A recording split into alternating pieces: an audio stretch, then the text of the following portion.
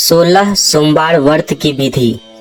शास्त्रों में बताई गई विधि के अनुसार 16 सोमवार व्रत प्रारंभ करने के लिए श्रावण माह के शुक्ल पक्ष में आने वाले पहले सोमवार को चुना जाता है।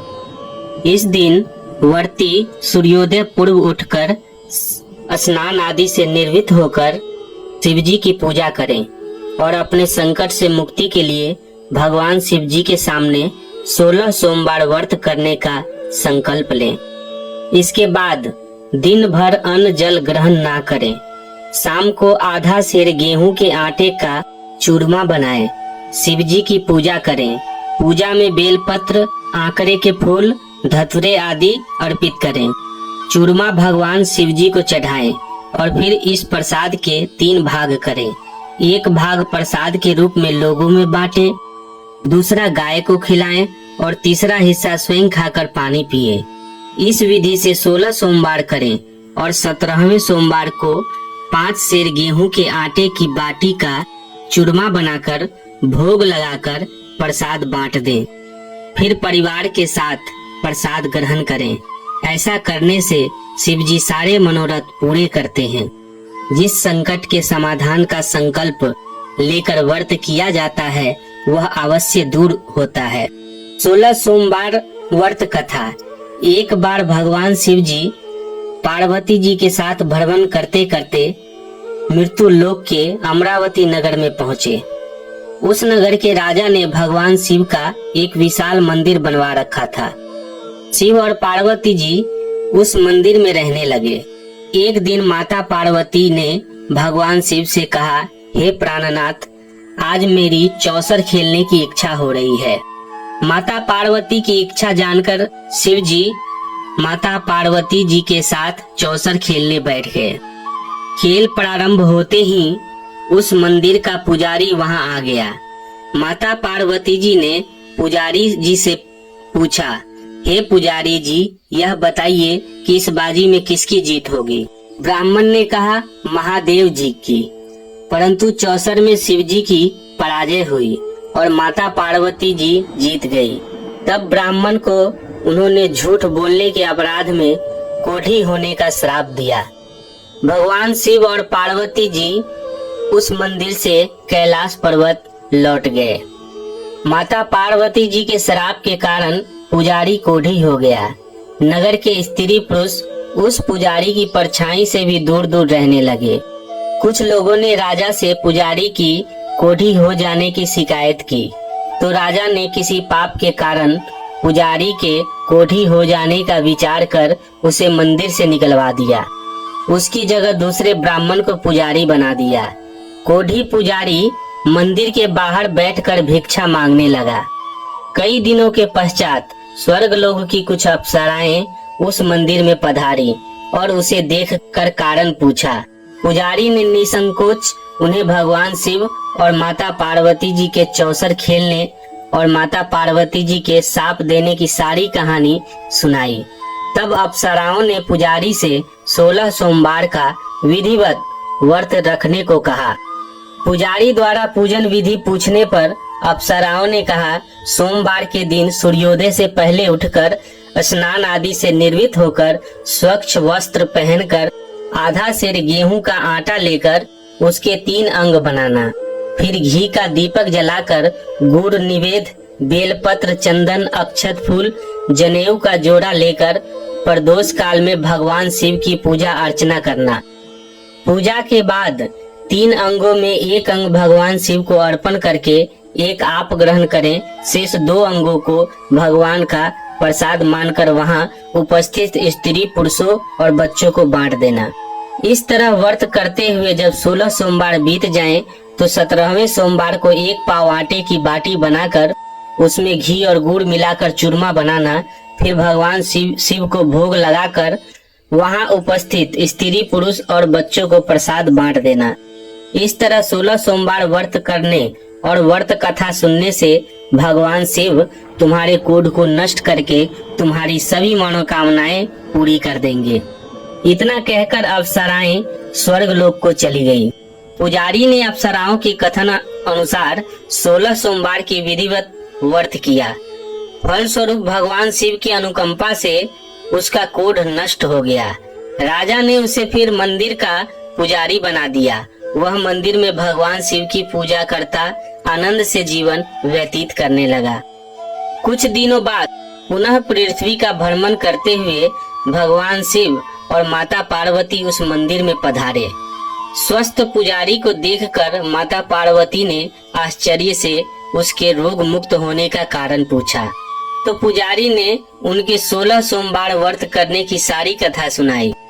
पार्वती जी भी व्रत की बात सुनकर बहुत प्रसन्न हुई और उन्होंने पुजारी से इसकी विधि पूछकर स्वयं 16 सोमवार का व्रत प्रारंभ किया। पार्वती जी उन दिनों अपने पुत्र कार्तिकेय के नाराज होकर दूर चले जाने से बहुत चिंतित रहती थी।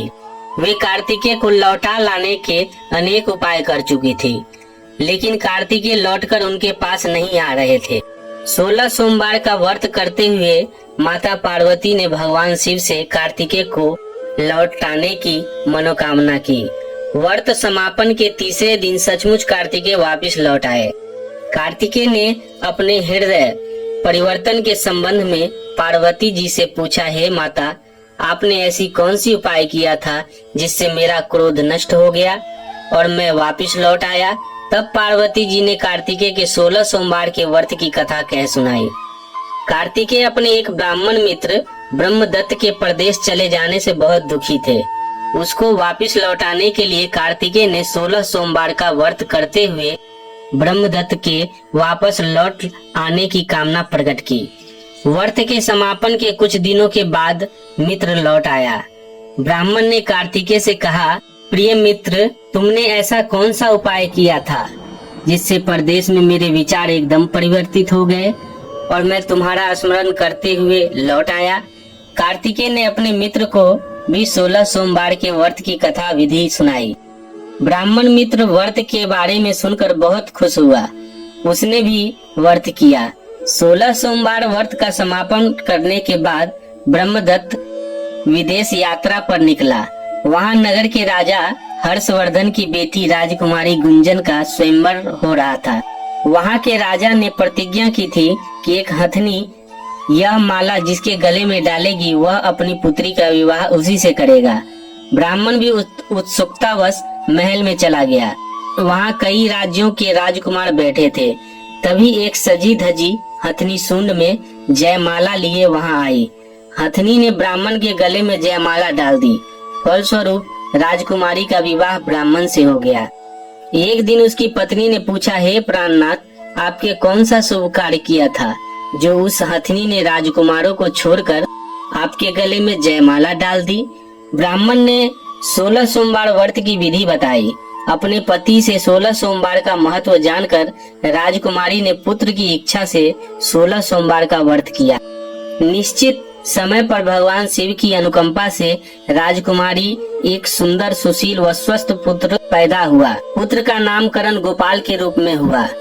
बड़ा होने पर पुत्र गोपाल ने भी माँ से एक दिन प्रश्न किया कि मैंने तुम्हारे ही घर में जन्म लिया, इसका क्या कारण है माता? गुंजन ने पुत्र को 16 सोमवार व्रत की जानकारी दी। व्रत का महत्व जानकर गोपाल ने भी व्रत करने का संकल्प किया। गोपाल जब 16 वर्ष का हुआ तो उसने राज्य पाने की इच्छा से 16 सोमवार का विधिवत व्रत किया। व्रत समापन के बाद गोपाल घूमने के लिए समीप के नगर में गया। वहां के वृद्ध राजा ने गोपाल को पसंद किया और बहुत धूमधाम से अपनी पुत्री राजकुमारी मंगला का विवाह गोपाल के साथ कर दिया। 16 सोमवार के व्रत करने से गोपाल महल में पहुंचकर आनंद से रहने लगा।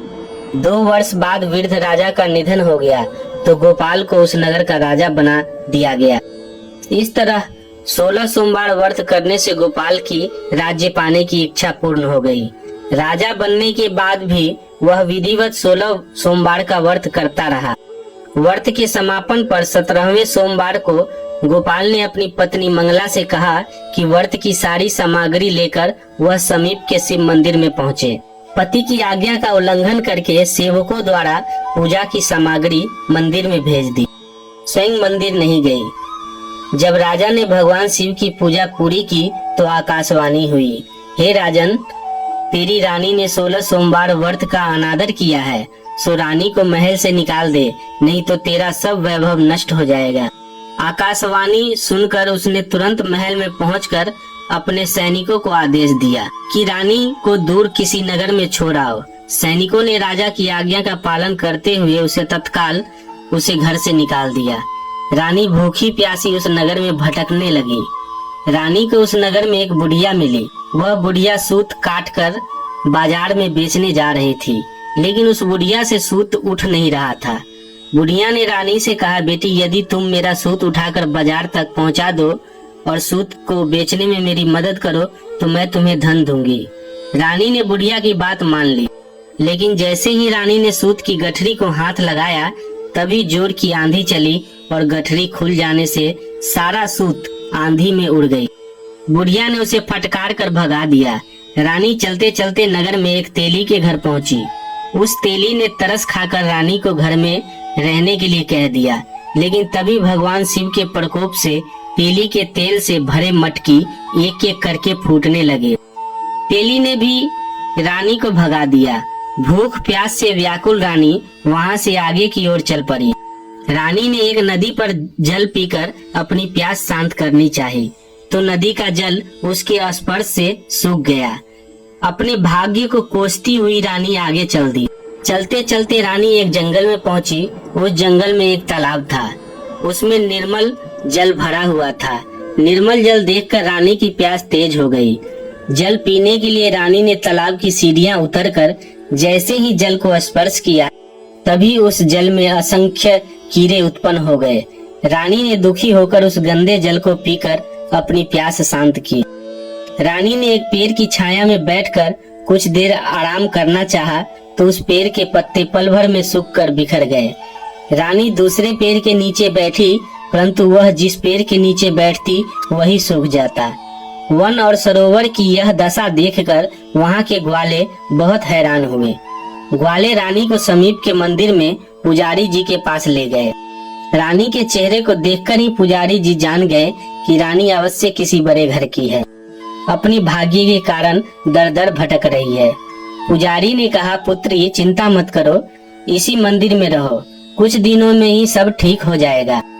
पुजारी की बातों से रानी को सांत्वना मिली और उसी मंदिर में रहने लगी। रानी भोजन बनाती तो सब्जी जल जाती, आटे में कीड़े पड़ जाते और जल में बदबू आने लगती। पुजारी रानी से बोले, हे पुत्री, आपसे जरूर कोई अनुचित कार्य हुआ है जिसके कारण यह सब हो रहा है। आखिर क्या हुआ था?